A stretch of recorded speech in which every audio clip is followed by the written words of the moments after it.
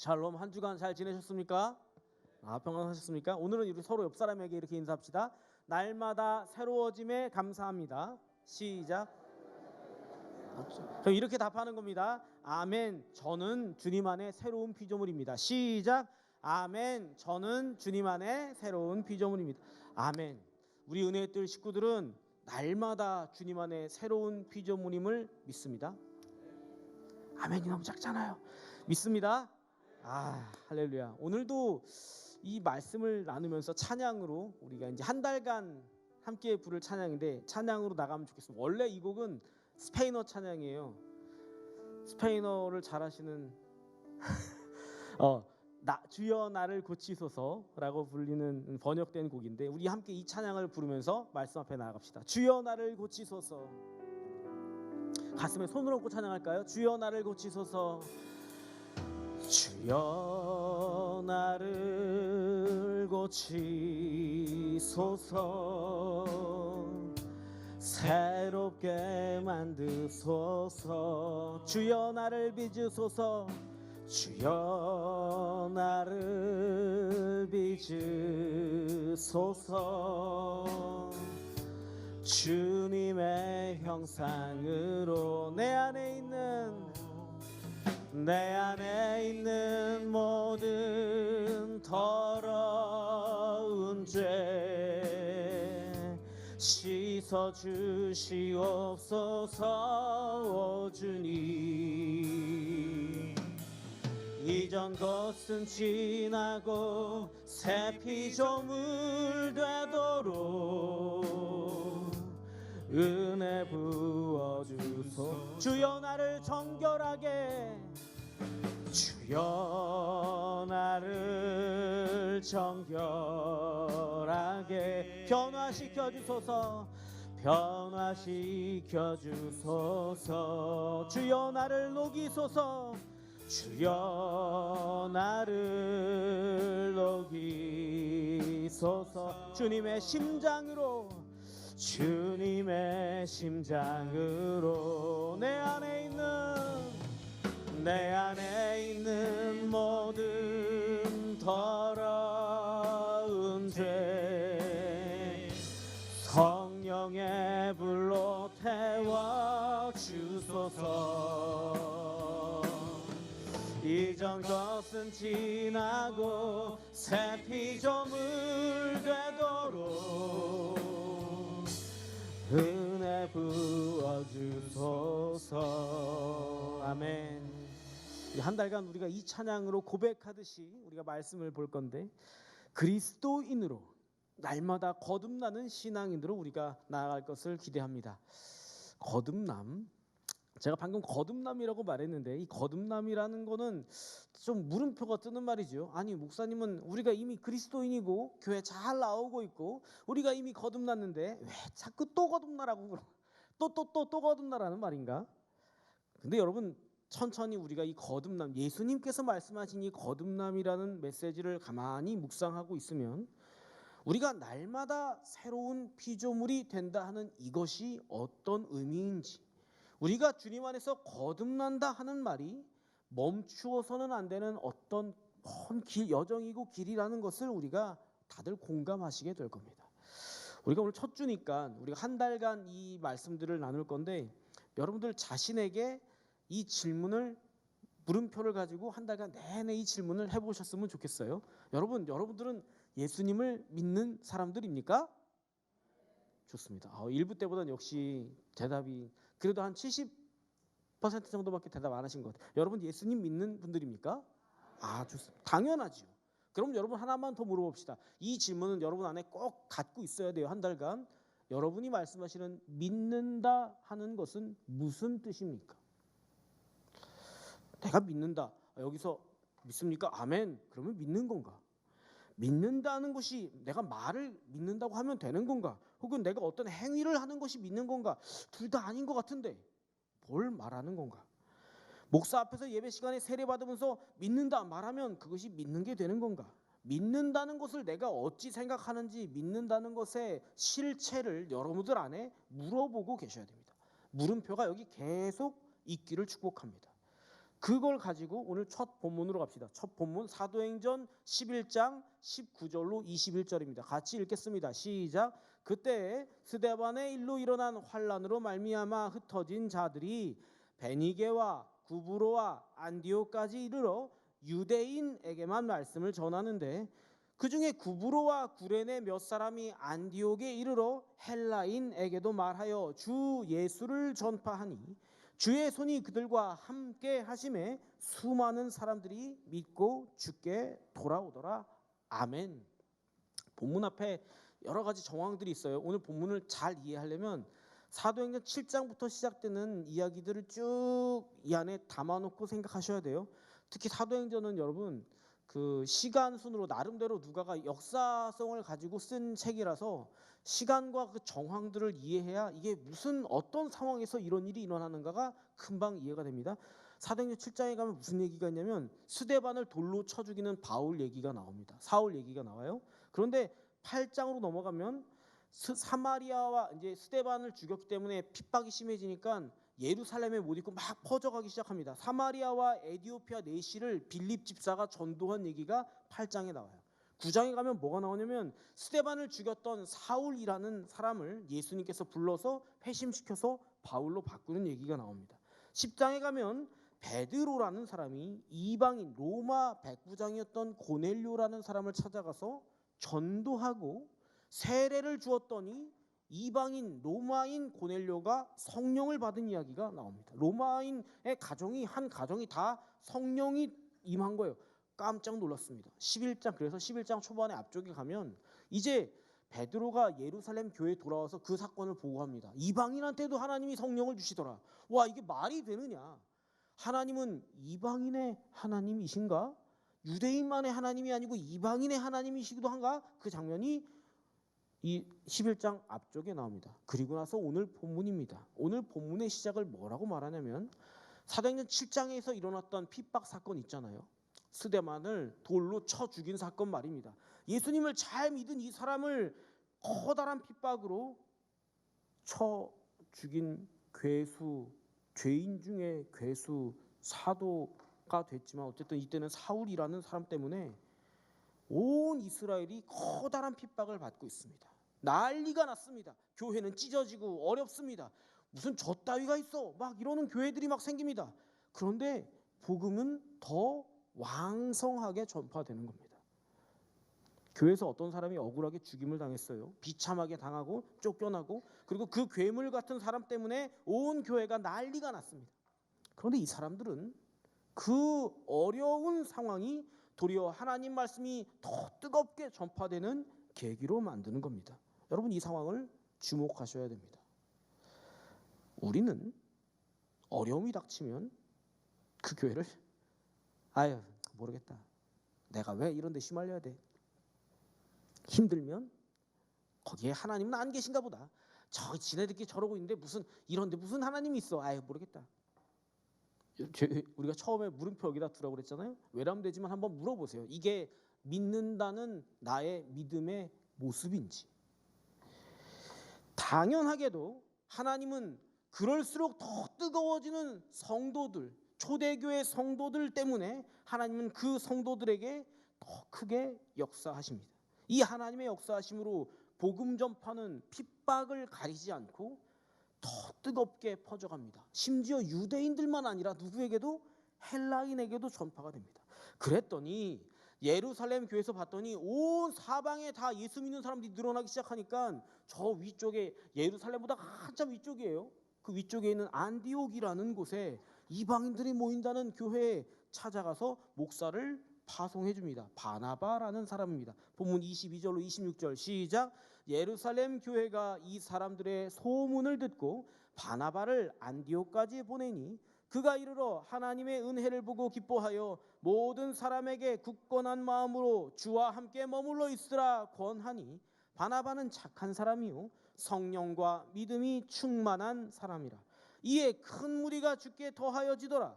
바나바가 사울을 찾으러 다소에 가서 만나매 안디옥에 데리고 와서 둘이 교회에 1년간 모여 있어 큰 무리를 가르쳤고 제자들이 안디옥에서 비로소 그리스도인이라 일컬음을 받게 되었더라. 아멘. 그리스도인의 등장. 처음으로 성경에서 그리스도인이라는 말을 쓴 장소입니다. 바나바 목사님이 안디옥이라는 곳에 가서 딱 봤더니 이방인들이 많이 모여서 예수님을 주님으로 고백하고 있습니다. 바나바 목사님이 그걸 보고 뭐라고 느끼냐면 하나님의 은혜라고 느낍니다. 은혜라는 말이 무슨 뜻인지 제가 여러분하고 나누었지요.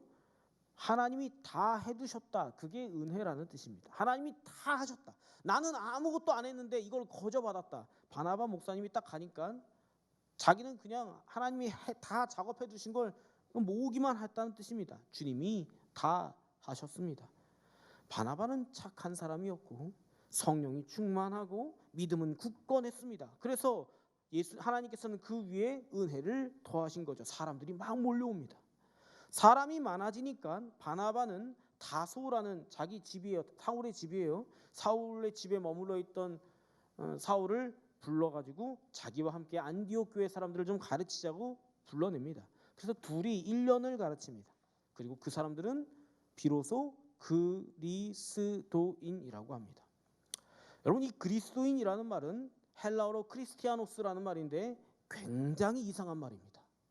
뭐가 이상할까요? 궁금하죠? 그리스도인이라는 말이 뭐가 이상합니까, 목사님? 그럴지도 모르겠지만 우리 이 말을 생각하기 위해서 문화 인류학적인 어떤 식견을 가지고 그럼 되게 또 어렵게 여기시는데 하나도 어렵지 않습니다. 들어보시면 맞다 그러실 겁니다. 문화 인류학적인 틀을 가지고 이 고대 사람들의 생각을 가만히 들여다보자고요. 요즘에는 뭐 인종차별이다 그래서 무슨 인 뭐 미국인, 뭐 한국인, 뭐 아시아인, 뭐 동양인 이런 말 잘 안 씁니다. 요즘은 무슨 분이 잘 안 씁니다. 이게 뭐 인종차별적으로 보이고 억압적으로 보이고 그런다고 안 쓰는데 그리스도인이라는 말이 딱 등장했을 때 선뜻 뭐지? 이런 생각이 안 드는 건 그런 이유입니다. 그러나 여러분 고대의 생각으로 돌아가서 무슨 인이라는 명칭이 따로 붙는다는 것은 뭐냐면 무슨 인종이라는 그 인종의 특색을 말하는 겁니다. 여러분 고대 사람들도 사람들을 좀 구분해서 인식했어요. 요즘에는 뭐가 있냐면 요즘 사람들은 뭐라니까 우리 집사람도 그러던데 MBTI 아세요? MBTI 아세요? 자기 MBTI들 다 아세요? 검사해 보셨어요? 저는 무슨 형인 것 같아요. MBTI라는 게 뭐냐면 사람의 성격을 16가지로 구분해가지고 그 방식을 가지고 이 사람은 이런 성향이구나 미리 좀 왜 이래? 이렇게 생각하지 않으려고 미리 이해하는 겁니다. 그 사람은 미리 이런 성향이니까 하고 이해해 주는 겁니다. 그러려고 MBTI가 있잖아요. 인종도 그런 거였습니다. 고대 세계에는 인종이 그런 기능을 했습니다. 사도행전에서 등장하는 뭐 아람인, 베니게인, 본문에 나오는 구브로인, 아라비아인, 헬라인, 로마인 다 인종들을 말하는 겁니다. 유대인. 근데 이 사람들의 인종을 구분하는 원칙이 있습니다. 피부색 이런 것도 있겠지만 사람들이 사는 방식, 그 사람들이 입고 있는 옷 스타일, 하는 말, 어떤 행동, 자기의 문화와 전통들이 있다는 겁니다. 그래서 그 사람을 이해하고 파악할 때 그 인종이라는 게 굉장히 중요한 역할을 했다는 거죠. 여러분 각 인종마다 언어가 다르기도 하고 문화가 다르기도 하고 예절이 다르기도 하고 표현이 다르기도 하고 어떤 데 가면은 머리를 쓰다듬는 게 사랑의 표시인데 어떤 데 가면 머리 쓰다듬는 게 모욕의 표시일 수도 있습니다. 그렇죠? 그 인종이 다 다르기 때문에 인종이 다르다는 것을 명시하면 서로를 이해하기에 도움이 됩니다. 불쾌하게 느끼지 않기 위해서.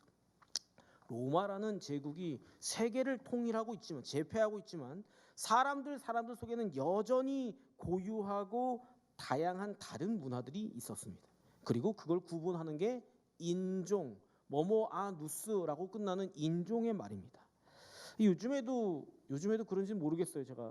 제가 미국에 갔다 온 지 한 15년은 된 것 같은데 미국에 입국할 때 자기 신상 명세를 쓰는데 거기에 뭐라고 쓰냐면 자기가 당신이 어떤 인종인지 어떤 문화권의 어떤 인종인지를 쓰래요. 저는 되게 기분 나빴어요. 그럼 나 뭐 아시아인이다가 거기에 뭐라고 쓰냐면 스킨 컬러 그 피부색도 쓰라 그래요. 내 피부색이 무슨 색이야? 이거 쓰는 거예요. 그래서 왜 이런 걸 물어보나? 이 생각을 했어요. 이걸 뭐하러 물어보지? 내가 아시아인이면 어쩌려고? 내가 한국 사람이면 어쩌려고? 뭐 중국 사람처럼 생긴 것도 아닌데 막 그런 생각을 하면서 기분이 좀 나빴습니다. 이게 뭐냐면 다문화 세계에서 그 사람을 파악하고 이해하려는 어떤 기준인 거지요. 당연하겠죠. 저는 기분 나빴겠지만 당연하겠죠. 여러분 복합 민족들만 그러는 게 아니에요. 옛날에는 우리는 단일 민족이라 하는데 우리나라에도 그런 말이 있었습니다. 토인 알아요? 토인이 무슨 뜻인지 아시는 분? 토인종이라는 말 들어보셨다. 아무도 안 들어보셨어요? 근데 일부 때는 웃으시면서 안 드시는 분 있어요. 일부 때는 몇몇 분이 드셨는데 토인이 뭔지 아신다. 아시지만 다 웃고 손은 안 드시는군요. 토인이라는 말을 알고 계시면 꽤 연세가 있으신 옛날 쓰던 말들이니까. 토인종 할 때 토는 흑토자를 씁니다. 그래서 그 말은 뭐냐면 흑사람 혹은 흑집에서 사는 사람 뭐 그런 걸 말하는 거예요. 그러니까 정확한 말뜻은 문명의 혜택을 받지 못한 미개인을 토인종이라고 우리가 부를 때가 있었습니다. 여러분 그런 말 쓰면 안 됩니다. 이제 어쨌든 토인이라는 말은 우리 문화에서는 피부색이 다른 어떤 사람을 비하할 때 쓰던 말이었습니다. 여러분 우리도 다 나름대로 그런 기준을 가지고 다른 누군가를 보아왔던 거죠. 다 있습니다. 그런데 오늘 본문에는 이게 이상한 게 뭐냐면 갑자기 느닷없이 황인종, 백인종, 뭐 아람인종 이런 게 아니라 그리스도인종이라는 게 생긴 겁니다. 새로운 인종, 그리스도인 말입니다. 이런 표현은 당시로는 당연히 말도 안 되는 말입니다. 왜냐하면 인종이라는 것은 갑자기 누가 만든다고 만들어지는 게 아니거든요. 근데 오늘부터 신사동 민종 이런 거 만들 수 있습니까? 은평구 인종 이런 거 만들 수 있어요? 우리가 만든다고 만들어지는 게 아니에요. 그런데 이 사람들은 자기들이 그리스도인이라고 뭐가 있다는 겁니다. 이 말은 뭐냐면 이 사람들은 누가 봐도 사는 방식이 도드라지게 뭔가 달랐다는 거. 뭐가 다른지 모르겠는데 뭔가 달라. 이 사람들은 하는 말들과 언어가 다 다르지만 말을 표현하는 방식이 뭔가 달라. 뭔가 사랑이 넘치는 것 같아. 뭔가 이상해. 간지러워 막 이런 겁니다. 이 사람들은 하는 생각과 자기 인생의 목적도 뭔가 달라요. 막 벌긴 버는데 뭔가 이상한 겁니다. 뭐가 이상할까요? 누가 봐도 이상한 사람들. 그게 그리스도인이라는 새로운 인종이었습니다. 초대교회는 이 이상한 인종의 등장으로 어마어마한 능력을 보여줍니다. 요즘에는 챗 GPT라고 AI가 검색을 해줘요. 그래갖고 저 영문으로 로마 시대 자료 같은 건 영문으로 검색하면 장의 끝 이게 검색의 내용의 끝이 어딘지 모를 만큼 어마어마하게 자료가 붙습니다. 당시에 그리스도인을 헬라어로 크리스티아노스 혹은 크리스투스라고 했는데 크리스투스라는 사람들에 대한 기록을 로마 시대의 문서를 제안해서 검색을 하면 어마어마하게 많이 나옵니다. 제가 그 중에서 몇 개의 자료를 찾아가지고 읽어드릴게요. 제가 찾은 자료들은 이런 겁니다. 로마 사람들이 죽은 짐승보다 못한 늙은 노예를 크리스토들은 존대하고 위로하며 먹을 것을 준다. 이런 기록이 있어요. 이상한 겁니다. 본문에 죽은 짐승보다 못하다는 말이 뭐냐면 늙은 짐승은 잡아서 식량으로라도 쓰는데 늙은 노예는 뭐에다 쓰냐 이 소리입니다. 늙은 가축보다 못한 사람을 로마 시대는 이렇게 쓸모로 취급했어요. 이게 로마 제국의 방식입니다. 답답하죠. 또 봅시다. 이런 기록도 있습니다. 로마의 여인들이 모두 크리스투스를 따르게 될 것 같다. 중략하고 왜냐하면 이 사람들은 여인들을 자기 리더로 삼는다. 이러한 일은 로마 사회에서는 지탄을 받는 일이 자명하다. 이게 로마 기록에 있는 겁니다. 이 뉴스 같은 게 난 거죠. 아니 공동체 리더가 여자라고? 우와 무슨 그런 말도 안 되는 금은 아니고 옛날에는 동양이든 서양이든 여성이 리더가 되는 경우가 극히 드물었습니다. 거의 없습니다. 그런데 여성을 리더로 세워서 삼고 있는 거죠. 이 얘기는 좀 뒤에 또 보겠습니다. 로마 사회는 심지어 아이들을 대하는 것도 굉장히 달랐습니다. 로마 시대는 아이들을 자기 소유물 정도로 액세서리쯤으로 여겼습니다. 그래서 로마 시대는 양자 제도가 엄청 많았는데 왜냐하면 영아가 사망할 확률이 높아서도 그런 것도 있었지만 굳이 아이를 낳지 않으려고 했습니다. 아이를 낳는 건 너무 힘든 일이고 아이 낳으면 몸매도 망가지고 아이 낳는 거서 낳아서 기르는 그 모든 비용보다 그냥 양자를 하나 사갖고 와서 노예를 사와서 내 양자로 삼는 게 훨씬 빨랐습니다. 훨씬 효율적이잖아요. 안 그래요? 아니 아이를 기르고 생각해 보세요. 제가 아이가 셋인데 그 셋째 낳고 나서 우리 집을 생각해 보면 다시 돌아가고 싶지 않은 기억이에요. 아니 그렇지 않겠습니까? 그런 거죠. 그런데 여러분 이 새로운 사람들은 그리스도스라는 인간들은 그리스도인들은 자녀 낳는 게 귀찮고 힘든 일이고 고생스러운 일이 아니라 기쁨으로 여긴다는 겁니다. 이든이 아빠 그죠? 기쁨입니다. 어마어마한 기쁨입니다. 자녀를 기르기 위해서 내 삶을 포기하고 아끼고 절제하며 심지어 이걸 뭐라고 여기냐면 이걸 사명으로 여긴답니다. 이상한 사람들입니다. 자녀를 가르치기 위해 자기 먹을 것을 줄인답니다. 이상하죠. 이상한 인간들인 겁니다. 로마 사람들 보기에는 그리스도인들이 말이 안 되는 겁니다. 여러분 어떻습니까? 로마 시대 사람들에게 비친 그리스도인들의 모습을 보니까 그때 세상에서 예수님을 믿는 사람들, 교회에 다니는 사람들, 그리스도인이라는 이 사람들의 모습이 우리의 요즘의 기준으로 봐도 참 괜찮다. 그런 생각 안 듭니까? 참 이 사람들 훌륭하네, 빛이네. 이런 생각 안 듭니까? 아니 누가 늙은 노예를 존대해 줍니까? 우리 수지타산으로 생각해 보세요. 그런 손해보는 예산 낭비 같은 바보 같은 짓을 누가 합니까? 우리 중에 그런 생각하시는 분 없겠죠? 없겠죠? 이건 로마 제국의 생각입니다. 사람을 쓸모로 여기는 것, 사람을 돈으로 환산하는 것. 자기 공동체이든 아니든 그가 노예이든 귀족이든 상관하지 않고 한 사람을 영혼으로 대하는 그 마음이 초대교회에는 당시엔 아무도 없었고 초대교회에는 그게 있었다는 겁니다. 누가 여성을 리더로 세운답니까? 그런 생각은 로마 제국의 생각입니다. 제가 이제 교회에서 나가고 자라고 좀 모태신앙이니까 교회에서 나가고 교회 생활을 너무너무 오랫동안 한 사람으로서 제가 세상의 여러 공동체를 봤을 때 세상의 모든 공동체 중에서 가장 여성 인구가 높은 공동체가 어디게요? 어디요? 너무 잘들 하시네요. 교회가 세상에서 가장 여성 리더 비율이 여성 인구 비율이 높습니다. 그런데 여성이 교회의 리더가 되려고 하면 이를테면 우리 지금 김인수 목사님 계시지만 여 목사님이 되고 여 장로님을 세운다 그러면 누가 제일 먼저 반대하게요? 누가 막 남성 집사님들이 막 반대할까요? 누가 제일 반대할 것 같습니까? 제가 깜짝 놀랐습니다. 권사회에서 반대하고 은퇴 권사에서 난리나고 어디 그것을 가지고 그렇게 하냐 뭐 이렇게 엄청 깜짝 놀랐습니다. 참고로 여러분 우리 교회는 여성 장로님을 세우는 교단의 교회입니다. 그러니까 초대교회에도 여성 리더들이 많이 있었습니다. 그리고 존경받았고 존중받았습니다. 아이들이요. 누가 아이들한테 돈을 씁니까? 우리는 그렇게 생각하는 게 좀 이상하지만 그랬다는 겁니다. 어느 목사님이 그러더라고요.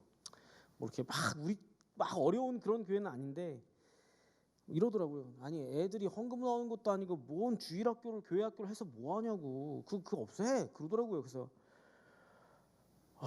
한숨을 쉬면서 속으로 기도했어요. 하나님의 나라가 아직 멀었구나. 목사님도 저렇게 말씀하시는데 하나님의 나라가 멀었구나. 경제 논리로 사람을 대하면 교회 학교 뭐하러 합니까? 애들 뭐하러 기릅니까? 아까 말한 것처럼 양자로 하나 다 큰 거 양자로 하나 드리면 되는 거지. 뭘 고생해서 애를 길러요. 어른들 배만을 위해서 살아온 결과 오늘날 교회에는 아이들이 없는 겁니다. 오늘날 대한민국에는 아이들이 줄어드는 겁니다. 제가 지난번 뉴스에 엄청 충격적인 기사를 읽었습니다. 지난 2분기에 4월부터 6월까지 우리나라 출생률이 한 가정당 0.61이랍니다. 0.61이면 한 가정당 10가정당 6명 낳는다는 거죠. 아이가 없는 가정이 훨씬 많다는 겁니다.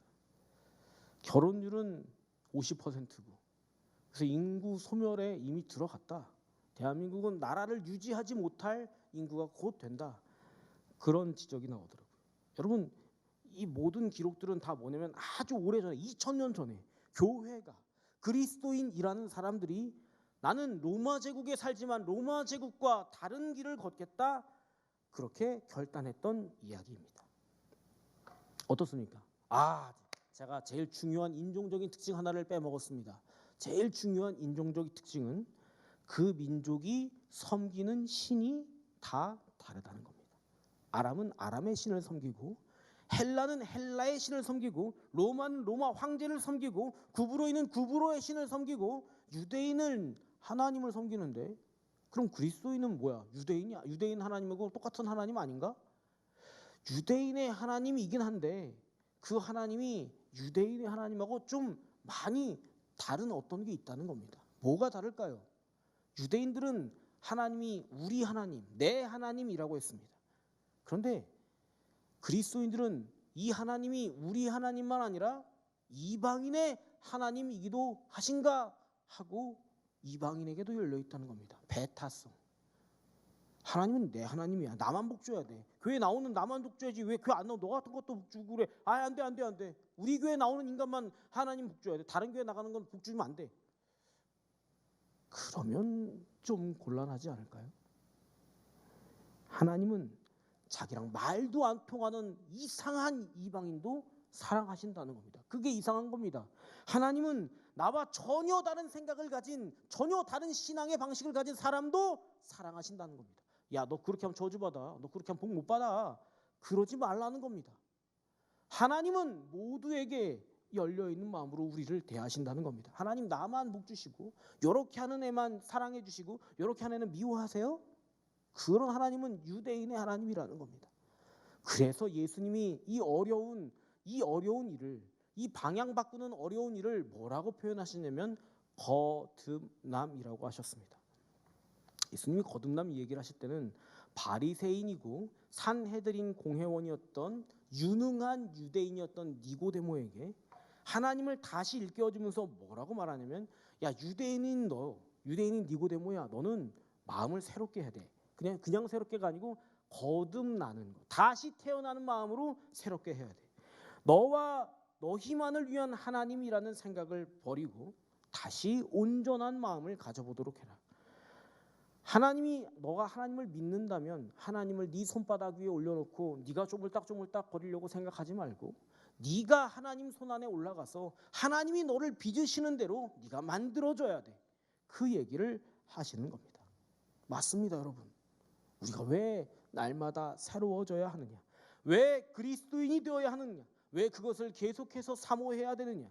하나님은 저나 여러분들이나 우리 모두가 모든 수단을 다 동원해도 금방 딱 예측할 수 있거나, 하나님을 누가 잘 파악하고 있거나, 하나님을 확고하게 어떻게 하실지 내가 알겠다, 난 하나님을 딱 알고 있어, 절대 이렇게 할 거야, 이 손 안에 다 있어, 그렇게 할 수 있는 분이 아니라는 겁니다.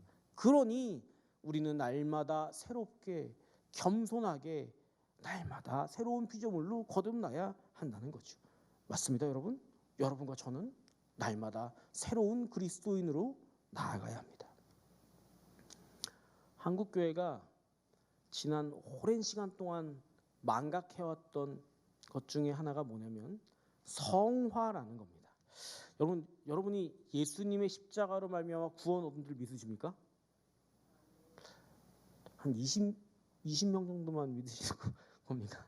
예수님이 십자가 달려 돌아가심으로 우리가 구원받았음을 믿으십니까?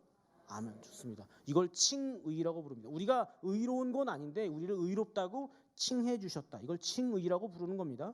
하나님 십자가로 말미암아 우리가 의롭다 여김을 받았습니다. 그런데 그 뒤에 뭐가 있냐면 성화라는 게 있습니다.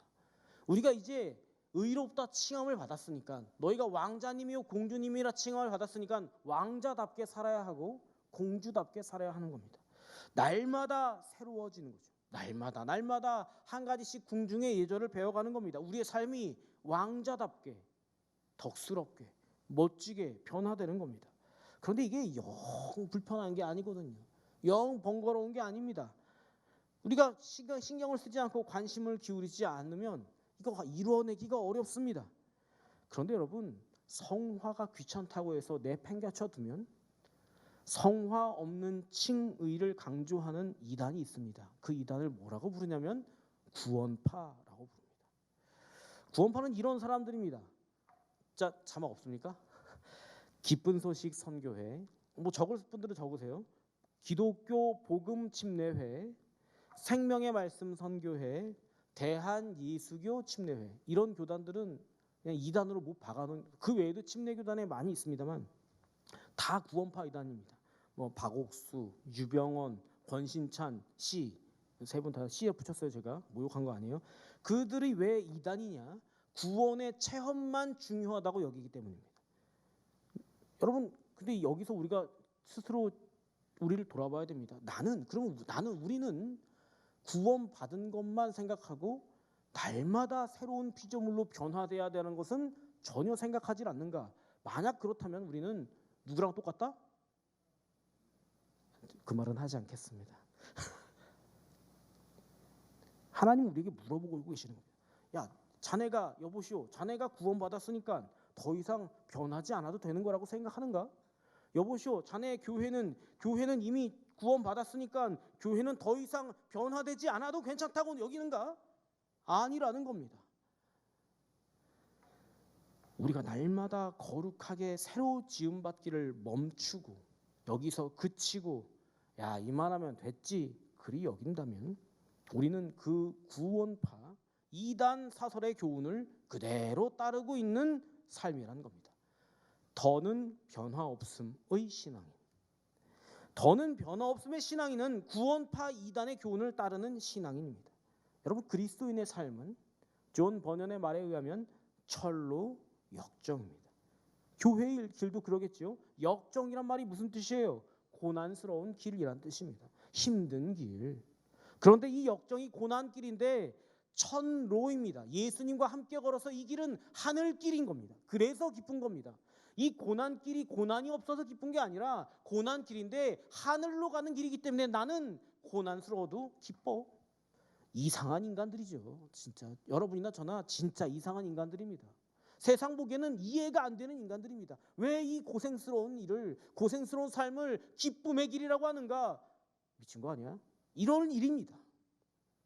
예수님이 제자들에게 이런 삶을 이렇게 말씀하셨습니다. 두 번째 본문 읽겠습니다. 마태복음 5장 13절 시작. 너희는 세상의 소금이니 소금이 만일 그 맛을 잃으면 무엇으로 짜게 하리요? 후에는 아무 쓸데없어 다만 밖에 버려져 사람에게 밟힐 뿐이니라. 너희는 세상의 빛이라. 산 위에 있는 동네가 숨겨지지 못할 것이요 사람이 등불을 켜서 말 아래 두지 아니하고 등경 위에 두나니 이러므로 집안 모든 사람에게 비치느니라. 이같이 너희 빛이 사람 앞에 비치게 하여 그들로 너희 착한 행실을 보고 하늘에 계신 너희 아버지께 영광을 돌리게 하라. 요한복음에서 예수님 자신을 세상의 빛이라고 표현하셨거든요. 오늘 본문의 마태복음에서 이 말씀은 그러니까 제자인 이 사람들이 빛이다 하고 말씀하시는 것은 내가 너희랑 항상 함께 있다. 빛인 내가 너희랑 항상 함께 있다. 그걸 말씀하시는 겁니다. 내가 세상의 빛이듯이 내가 너희 안에 있으면 너희도 빛이다. 너희도 소금이라. 잊지 말아다오 얘기하는 겁니다. 소금 때문에 너희들 때문에 세상이 살만 나게 해다오. 너희들 때문에 세상에 어두워서 방황하지 않게 산 위에 있는 마을이 되어다오. 너의 삶을 보고 세상이 흉내내고 싶어지게 매력적이 되어다오. 아름다워다오. 예수님은 그 얘기 하시는 겁니다. 로마 시대 한복판에서 저마다 다 자기 이기심으로 살아가고 있는 그 제국의 한복판에서 교회는, 그리스도인들은 날마다 소금으로, 날마다 빛으로 살아내고 있었습니다. 그러면 오늘날의 우리들은 어떤 것 같습니까? 여러분들은 세상이 여러분들을 보고 와, 우리 집사님처럼 살고 싶다. 우리 자매님처럼 살고 싶네. 우리 형제님처럼 따라서 살고 싶다. 그런 인생입니까? 세상이 약한 이들을 존중해주고 귀 기울여주는 것만큼 여러분도 그렇게 귀 기울여주고 세상만큼은 하고 계십니까? 여러분들이 약한 이들, 장애우들, 여러분보다 못하다고 여겨지는 그런 이들을 존중하는 것, 세상이 그러는 것만큼 여러분도 존중은 해주고 있는 겁니까? 세상이 팽개쳐놓고 업신여기고 있는 이들을 여러분들은 귀를 기울이고 들어주고 있는 겁니까? 세상이 이상하게 여길 만큼 우리는 그런 크리스투스, 그리스도인들입니까? 여러분, 교회가 서로를 사랑하는 수준이, 교회가 이웃과 이방인들을 대하는 수준이 세상이 대하는 수준보다 못하면 아니 된다는 겁니다. 이게 오늘날 크리스투스의 현 주소입니다. 우리의 누구 손가락질 할 일이 아니, 이거는 여러분 안타깝게도 이 일은 어느 집단의 문제가 아니라는 게 진짜 큰 문제입니다. 우리들 각자가 다 그 정도라는 게 가슴 치면서 참회해야 될 일이라는 겁니다. 여러분, 누구 손가락질 할 필요 없습니다. 그 일은 내 문제니까. 제일 불쌍한 사람 하나를 내가 어떻게든 내 인생으로 끌어안아 보겠다고 말하지도 못하는 이런 상태. 안타깝게도 우리는 모두 다 그런 수준인 겁니다. 근데 여러분, 지난 100년간 한국 교회가 그렇게 해왔던 일들, 역사는 길고 오래됐다는데 똑같은 모습으로 계속 오는 겁니다. 여러분, 100년 전에 교회들은 세상이 보고 와 하는 교회였습니다. 아니, 누가 그런 어린아이들을 불러다가 공짜로 밥 먹여주고 사탕 주면서 그 한글 가르쳐주고, 여러분 상록수라는 책에 보면 나오죠. 초기에 우리나라에 한글 가르쳐주는 곳은 교회밖에 없었어요. 학교라는 게 있기 전에 교회밖에 없었다고요. 다 일제시대 말에 일제시대에 다 오무자, 장난감을 오무자라고 우리 할머니 그러셨는데, 일본말만 하라고 할 때 교회에 오면 한글을 배울 수 있었어요. 그게 우리 교회의 정체성입니다. 다 무시하던 여성들이 교회에서는 존중받았어요. 그게 우리 교회의, 대한민국 교회의 정체성입니다. 그런데 지금은 약자를 더 학대하고 직분과 직위로 사람들을 서로 무시하는 게 관습화되어 있고, 교회에 오면 뭐 좀 해야지, 그러고 우리가 어느 때까지 그러해야 되겠습니까? 사랑하는 은혜뜰 성도 여러분, 그리스도인들이 됩시다. 날마다 이 안을 뜯어서 주님 새롭게 하옵소서. 이걸 고쳐내는 주님의 역사만을 기대합니다. 가슴을 치며 참회해야, 그래야 여러분들 다 주님께서 사랑하시는 새로운 피조물들이 되시는 겁니다. 여러분, 저마다 각기 믿음의 분량들이 있을 겁니다. 다 똑같은 모습으로 어떻게 짠 보내라, 그런 얘기 하는 거 아니에요. 아마도 저보다도 여러분들 자신이 여러분들이 보냄받은 어떤 곳에든지 선 곳에서 예수님의 마음을 잘 귀 기울여 듣고 계실 겁니다. 아, 여기서 우리 집에서 예수님이 내 자리에 계셨으면 뭐라고 말씀하셨을까? 저 속썩이는 아이들한테 나는 뭐라고 예수님의 마음을 전할까? 예수님이 우리 회사 사장이었으면 나는 우리 예수님 직원들한테 뭐라고 말씀하실까? 예수님이 우리 회사 직장 상사, 내 자리처럼 상사였으면 부하 직원들한테 뭐라고 말씀하실까? 예수님이 담임 목사라면 그 교회에 어떻게 목회하실까? 우리가 선 곳에서 우리가 어떻게 그리스도인이 되어야 하는지 여러분 다 저보다 더 잘 아실 겁니다. 거기서 크리스투스, 그리스도인이 되기를 결단하십시오. 그리고 주님께 구하는 겁니다. 주님, 제가 능력이 부족해서 이거 못하면 저를 뜯어 고쳐주십시오. 주님, 저를 고쳐서라도, 주님의 심장으로 녹여서라도 저라는 인간을 새로운 피조물로 좀 만들어 주십시오. 저는 저 어디를 돌아봐도 겉으로는 바리새인이고 겉으로는 뭐 사내들인 공회원이고 대단한 유대인이고 월급도 많고 나는 직장도 잘 나가고 나는 대단한 위치에 있는 사람이지만 그런 거 거들떠도 안 보고 주님, 저를 날마다 새로운 피조물로 거듭나게 하옵소서. 그렇게 구할 때 여러분들이 계신 곳 그 발 아래가 하나님이 역사하시는 현장이 되는 겁니다. 그렇게 될 때 우리 은혜의 뜰 서북교회가 진짜 은혜의 뜰로 날마다 변화되어 가는 겁니다. 여러분들 모두에게 주님이 그 부탁하시는 거예요. 사랑하는 은혜의 뜰 성도 여러분, 우리 그 은혜에 힘입어서 주님께서 하시는 그 부르심의 사명 잘 감당해내시는 저와 은혜의 뜰 모두가 될 수 있기를 주님의 이름으로 축복합니다.